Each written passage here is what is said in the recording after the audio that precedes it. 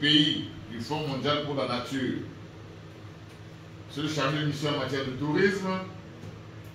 monsieur l'inspecteur central en matière de chasse et pêche, mesdames et messieurs les représentants des peuples autochtones Baka, distingués invités, mesdames et messieurs, c'est encore pour moi un réel plaisir de présider encore une fois la 7e réunion du comité de suivi des aires protégées de Zanga-Sanga, organisée pour la 4e fois à Bayaga. Je suis très heureux et honoré de prendre la parole aujourd'hui pour me prononcer sur les questions liées aux aires protégées de Zanga-Sanga qui sont de nos jours très perturbées par le changement climatique d'une part et subissent d'autre part plusieurs menaces tant internes qu'externes aux APDS. À cette occasion, je voudrais rappeler que la République centrafricaine a signé en date du 6 février 2019 à Bangui l'accord politique de paix et de réconciliation et a également organisé un dialogue républicain réuni du 21 au 27 mars 2022 à Bangui. À l'issue de ces importantes assises nationales, le peuple centrafricain a émis la nécessité de mettre fin à la période la plus difficile de l'histoire de son pays et de refonder la paix et la sécurité, l'unité nationale et la réconciliation nationale afin d'accéder au développement durable, d'où les importantes recommandations émises à la protection des terres, du sous-sol, de la flore et de la faune centrafricaine et l'élaboration du plan national de développement à l'horizon 2024-2028. Mesdames et messieurs, le complexe des aires protégées de Zanga-Sanga a été créé en 1990 et constitue une composante essentielle du complexe trinational de la Sanga, TNS, inscrit en juillet 2012 sur la liste du patrimoine mondial de l'UNESCO. Les APDS ont été créés avec des objectifs explicites de garantir la survie et la conservation à long terme de l'écosystème de cette région, de préserver les espaces animaux des forêts et de satisfaire les besoins des populations locales selon les principes de conservation. Le classement des APDS comme patrimoine naturel découle de la volonté de l'État centrafricain conserver cet espace d'une très haute valeur écologique dont l'intérêt dépasse largement le cadre national en raison du caractère exceptionnel de sa biodiversité et de ses écosystèmes. C'est ce que j'avais dit hier. Cependant, depuis sa création, les APDS font face à des pressions croissantes causées par l'homme ainsi qu'aux difficultés de mobilisation efficace et efficiente des ressources financières pour sa mission. Ainsi, il était impératif d'établir un autre type de gouvernance pouvant soutenir la mobilisation et la gestion des financements,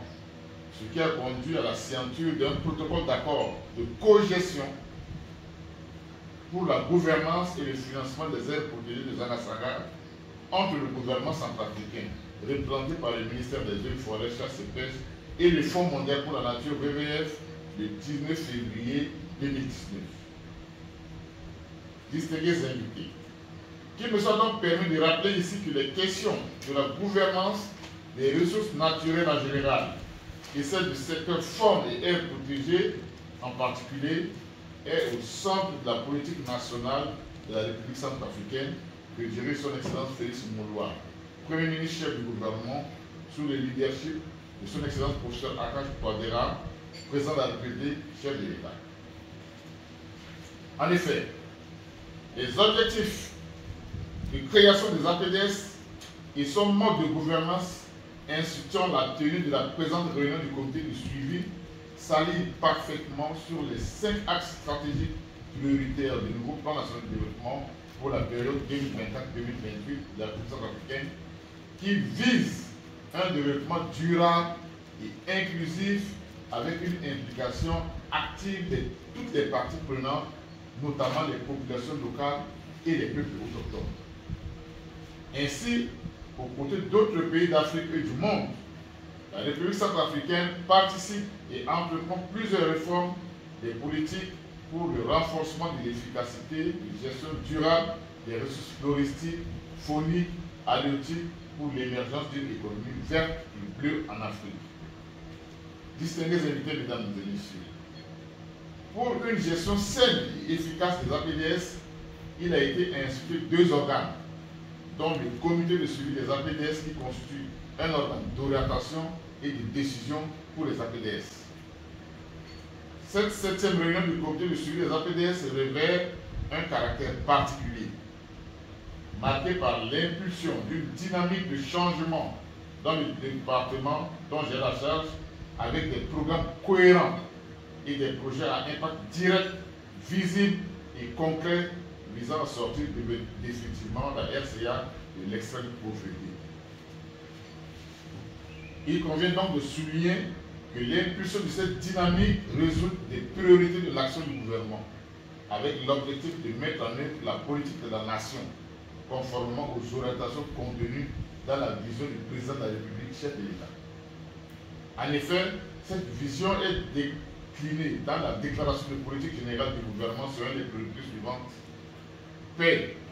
sécurité, justice, relations extérieures,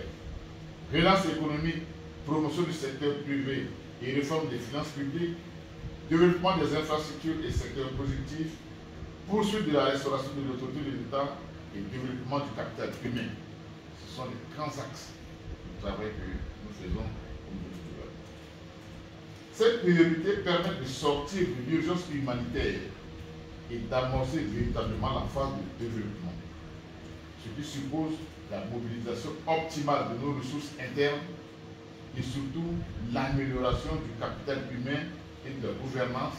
le principe de responsabilité, le sens de l'équité et le souci de la redevabilité. Pour ce qui concerne les actions à poursuivre dans le secteur faunique et halieutique,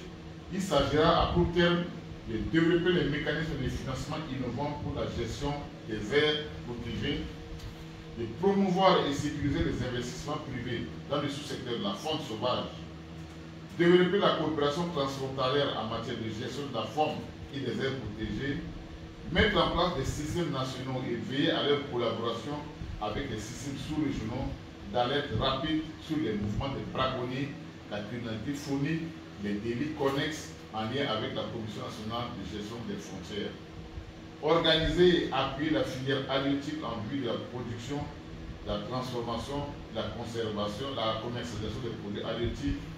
et élaborer et mettre en œuvre des projets, programmes en matière d'entrepreneuriat bleu. Chers membres, la présente réunion du comité de suivi vise à faire un bilan des activités de suivi des impacts du programme de conservation des APDS. Cette assise permettra entre autres de présenter les réalisations des APDS au titre de l'année 2024 et la mise en œuvre des résolutions de la 6e réunion du comité, d'examiner et d'adopter le rapport de gestion des recettes touristiques 2024 et le budget prévisionnel 2025 des recettes touristiques, le rapport de gestion de l'Oriloge, d'échanger sur le programme d'emploi 2024 et 2025 de la commune de Yobé-Sanga pour l'utilisation de 40% des droits d'emploi au parc au profit des communautés, et enfin d'évaluer les potentielles menaces sur les APDS et d'aborder quelques points en divers. Madame le ministre, chers participants, chers membres du comité de suivi, à cette occasion, je formule le vœu que nos réflexions puissent déboucher sur des grandes orientations devant guider nos futures actions en vue de promouvoir l'efficacité et l'efficience des aires protégées de Zanga-Sanga. Et donc j'invite les membres du comité à ne ménager aucun effort pour l'atteinte des objectifs assignés à ce comité de suivi des APDS. Sur ce, je déclare ouvert la 7e réunion du comité de suivi des APDS. Je vous remercie.